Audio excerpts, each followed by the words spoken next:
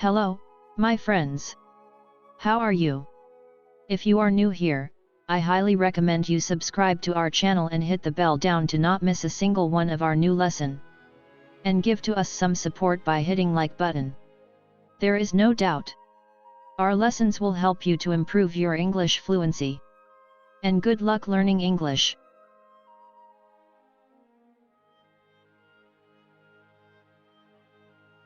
Lesson 24. Olaf's letter from Oxford, 2. There were so many beautiful and interesting things to see that I hardly know what to pick out as the most beautiful. Perhaps it is Magdalen Tower. I'm sending you a photograph of it. Don't you think it is lovely? Someone described it as sight music that is frozen. Every year at sunrise on May morning, so John told me, and he got up to see it, the choir of Magdalen gather on the top of the tower to sing a Latin hymn. Magdalen Tower, Oxford. The custom goes back to the first days of the tower, at the end of the 15th century, and has gone on ever since. Oxford is full of curious old customs like that. For example, Queen's College was founded in 1341 by Robert de Eglesfield. He must have been a man with a lively imagination, for he ordered the college to be governed by a head of the college and 12 fellows, in memory of Christ and the 12 disciples, and he said that on New Year's Day each year, the bursar, the man who is in charge of the money matters of the college, should present each fellow with a needle and thread of colored silk, saying, "Take this and be thrifty." The needle and thread was a pun on his name, Eglesfield. The French aiguille equals needle, fil equals thread.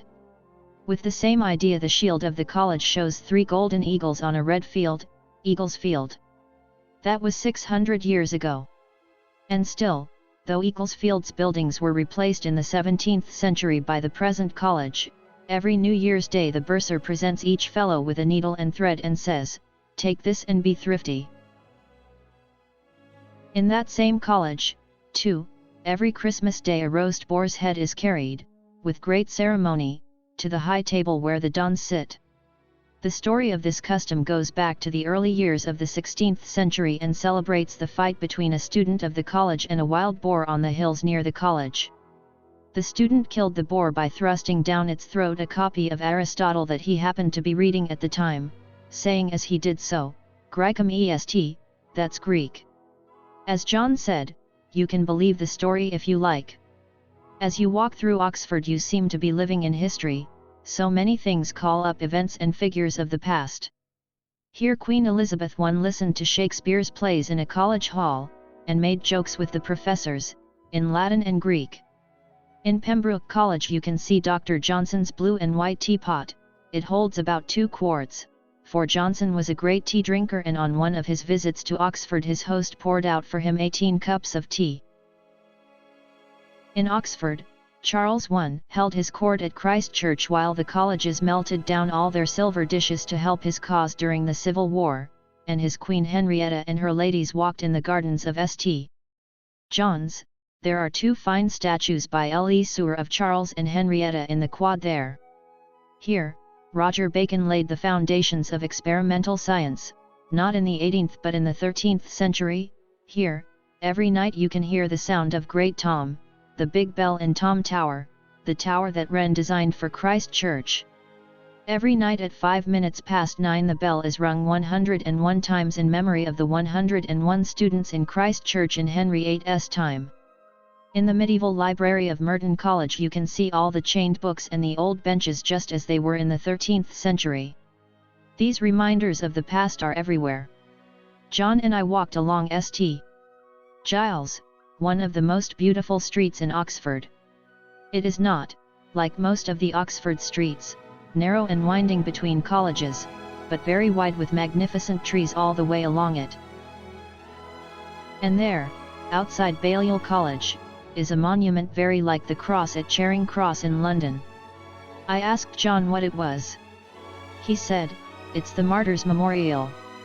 Bishop Latimer and Ridley and Cranmer were condemned to death at Oxford in 1555 for their religious beliefs and were burned at the stake in this place. As the fire was being lighted, Latimer said, Be of good comfort, Master Ridley, and play the man. We shall this day light such a candle, by God's grace, in England as I trust shall never be put out. Martyrs' Memorial. As I said, Oxford is not only beauty in stone, it is history in stone.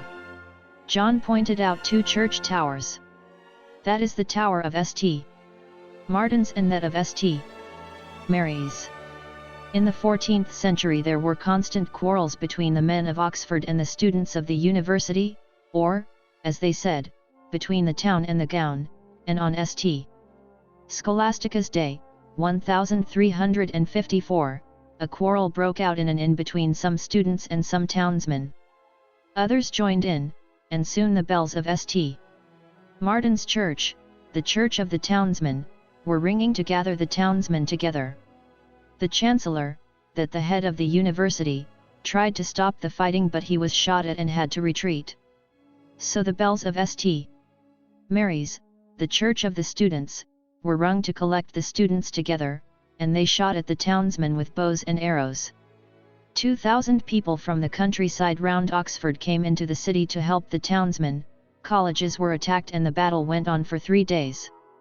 The King, Edward III, was at Woodstock, about 8 miles from Oxford, and he ordered the Chancellor of the University and the Mayor of Oxford to appear before him. He decided that the townspeople had been in the wrong and ordered the Mayor and the chief citizens of Oxford to attend the church of St. Mary's every St. Scholastica's day for a service in memory of the students who had been killed in the fighting, and to pay an offering of 40 pence.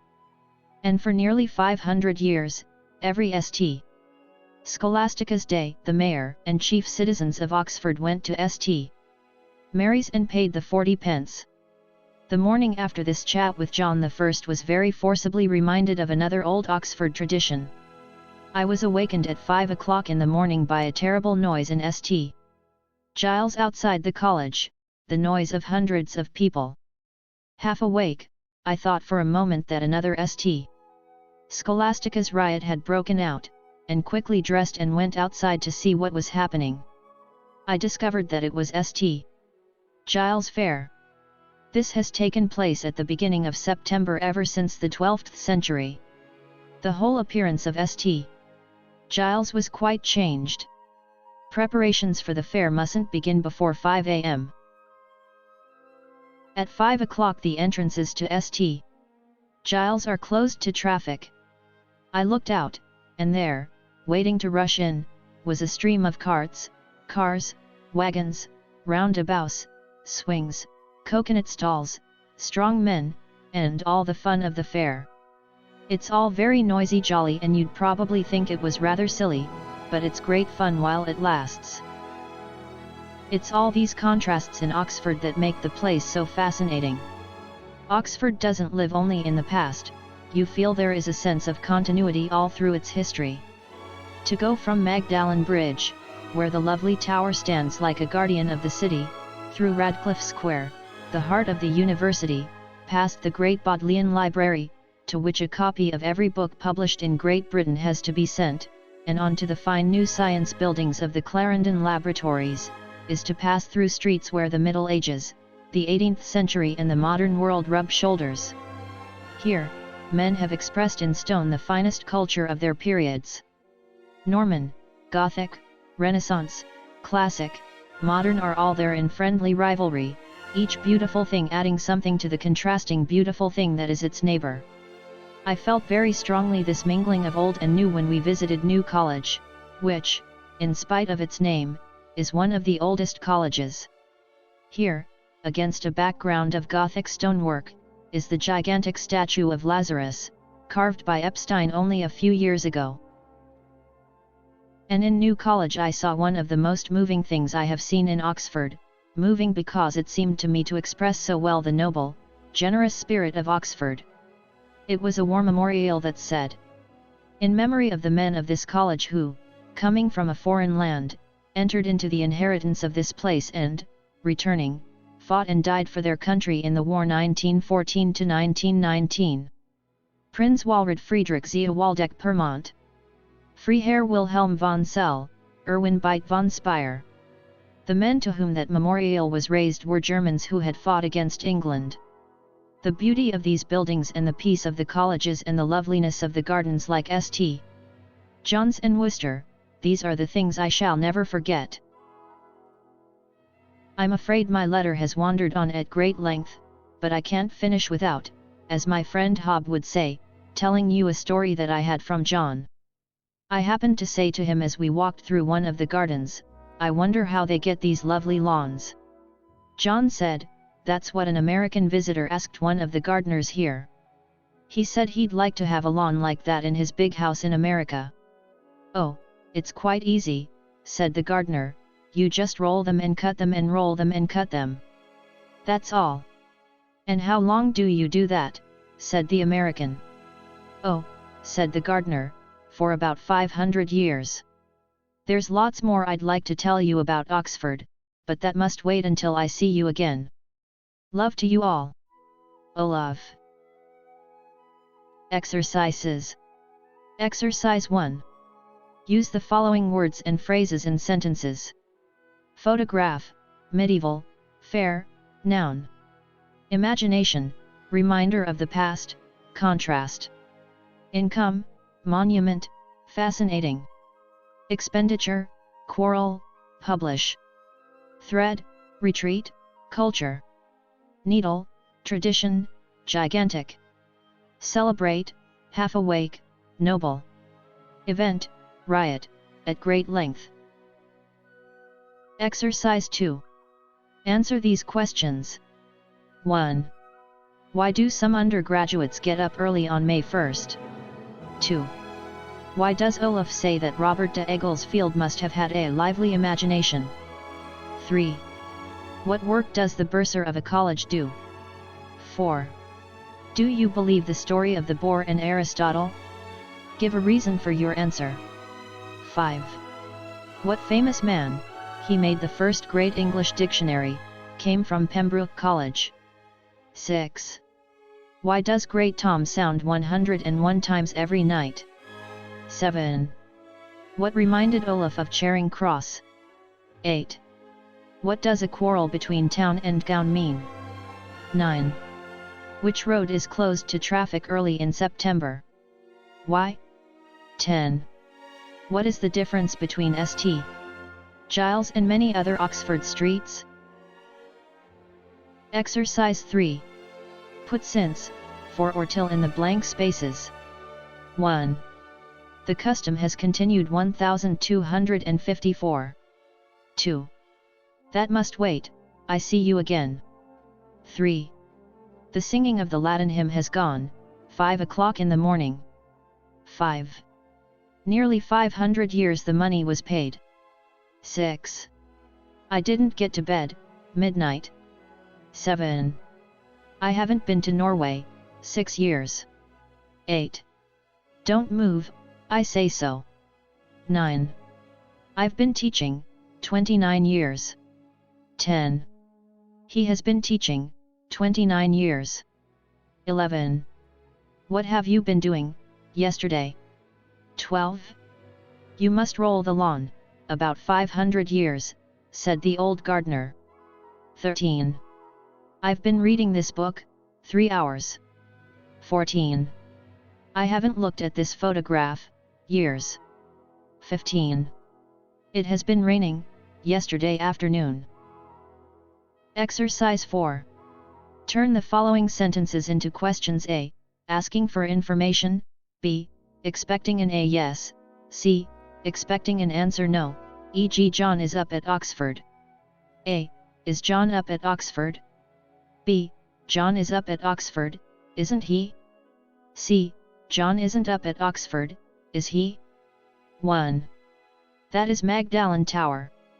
2. Cranmer was burnt to death at the stake. 3. Olaf thought the students' gowns were ragged. 4. He wants to go to Oxford again. 5. You have done sentences like this in Book 2. 6. Mr. Wiggins fell off the ladder. 7. Hob can't understand Latin. 8. A party of Americans is visiting Oxford. 9. The lawns of St. John's Garden are beautiful. 10. You would enjoy a visit to Oxford. 11. Adams drinks far too much. 12. Olaf ought to play more tennis. 13. Wolsey founded Christ Church. 14. You shouldn't have done that. 15. This exercise is finished now. Composition exercises. 1. Tell or write the story of 3 of Oxford's curious old customs. 2. Find out more about 3 of the following: Samuel Johnson, Sir Christopher Wren, Shelley, Cecil Rhodes, and Sir Anthony Eden. Write a little about them, 100 to 150 words. 3. Have you ever been to Oxford? If so, say what you enjoyed about it most. If not, say what you would like to see most.